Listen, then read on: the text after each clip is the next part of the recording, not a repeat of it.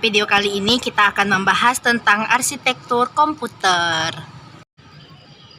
Komputer sendiri ada terbagi dua komponen. Yang pertama, organisasi komputer, arsitektur komputer. Organisasi komputer yang berkaitan dengan unit-unit operasional dan interkoneksinya yang merealisasikan spesifikasi arsitektural. Contohnya, signal-signal kontrol, interface komputer, dan teknologi yang digunakan. Arsitektur komputer sendiri yang berkaitan dengan atribut-atribut sebuah sistem yang tampak visible bagi seorang pemrograman, yaitu atribut-atribut yang memiliki dampak langsung pada eksekusi logis sebuah programan. Contohnya, set instruksi, jumlah bit, mekanisme I/O, teknik pengalaman memori. Struktur komputer. Komputer sendiri ada terbagi dua komponen. Yang pertama, frivolous dan communicationless. Komputer tersebut ada Central Processing Unit atau yang sering kita sebut CPU yang fungsinya untuk mengontrol operasi komputer, dan main memory yang fungsinya untuk menyimpan data, semua data yang kita simpan. Sedangkan sistem interconnection sendiri yaitu fungsinya untuk menghubungkan tiga komponen yang seperti Central Processing Unit, main memory, dan input output. Sedangkan input output fungsinya untuk memindahkan data yang di dalam dan di luar. Sekarang kita akan bahas tentang CPU yang ada terbagi 4 komponen. Yang pertama ada register, arithmetic and logic unit, internal CPU, internal connection, dan control unit. Pertama ada register. Register sebagai penyimpanan internal CPU.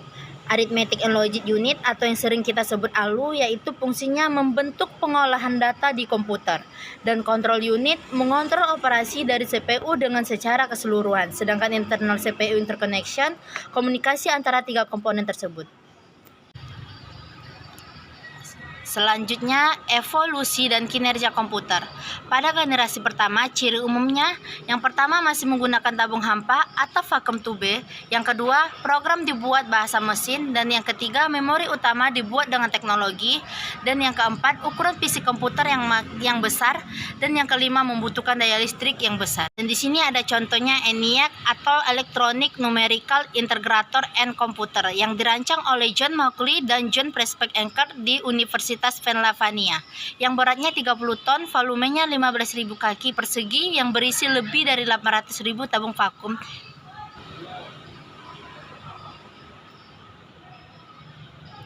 Mesin von Neumann atau Computer of Ice atau Institute for Advanced Studies yang memorinya terdiri dari 1000 lokasi penyimpanan yang disebut word. Dari satu word terdiri dari 40 binary digit.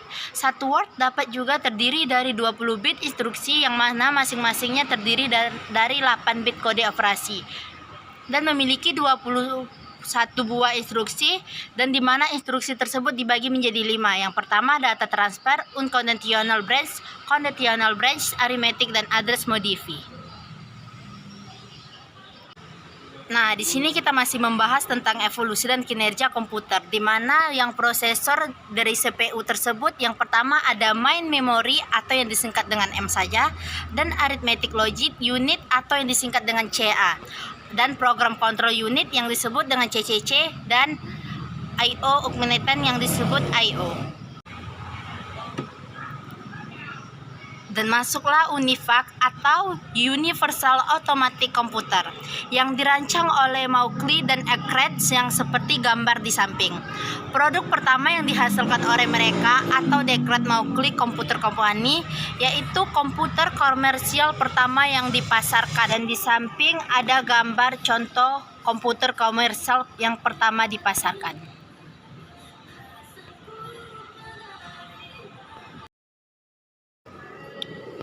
Dan kita masih memasuki evolusi dan kinerja komputer. Generasi kedua. Ciri umum komputer generasi kedua. Yang pertama, teknologi dasar rangkaiannya berupa transistor, menggunakan bahasa pemrograman Fortran, COBOL, ALGOL. Ukuran fisik komputer lebih kecil, membutuhkan daya listrik yang lebih kecil. Di sini kita masih memasuki evolusi dan kinerja komputer. Pada generasi ketiga, Ciri umum komputer generasi ketiga. Yang pertama, teknologi dasar pembangunan rangkaian yang digunakan IC, integer circuit. Yang kedua, layar monitor dapat menampilkan gambar dan grafik. Yang ketiga menggunakan magnetic tape sebagai memori sekunder. Yang keempat, memiliki fitur jaringan. Yang kelima, penggunaan daya listrik lebih hemat. Generasi selanjutnya, dan kita memasuki generasi selanjutnya. Setelah generasi ketiga perkembangan komputer, berdasarkan yang pertama SSI, MSI, LSI, FLSI, dan memasuki evolusi Pentium. 8080 keluar tahun 1972, merupakan mikroprosesor keluar Intel dengan mesin 8 bit, bus data ke memori juga 8 bit. Jumlah instruksi 88 instruksi dengan kemampuan pengamatan 16 GB. 8086 dikenalkan tahun 1974, adalah mikroprosesor 16 bit dengan teknologi CAC instruksi. Jumlah instruksi mencapai 111. 80286 keluar tahun 1985 dengan mesin 32 bit. 80486 dikenalkan pada tahun 1989, kemajuan pada teknologi CAC. Dan masih memasuki evolusi Pentium. Pentium dikeluarkan pada tahun 1993 menggunakan teknologi supercalar sehingga memungkinkan eksekusi instruksi secara paralel. Pentium Pro keluar tahun 1995. Kemajuannya pada peningkatan organisasi supercalar untuk prosesor paralel. Ditemukan sistem prediksi cabang, analisa aliran data, dan sistem CAC memori yang makin canggih. Pentium kedua keluar sekitar tahun 1997 dengan teknologi MMX sehingga mampu menangani kebutuhan multimedia. Mulai Pentium kedua telah menggunakan teknologi RISC. Nah, di sini kita masih membahas tentang evolusi Pentium, yaitu Pentium yang ketiga, yang terdapat kemampuan instruksi floating point untuk menangani grafis 3D atau 3 dimensi.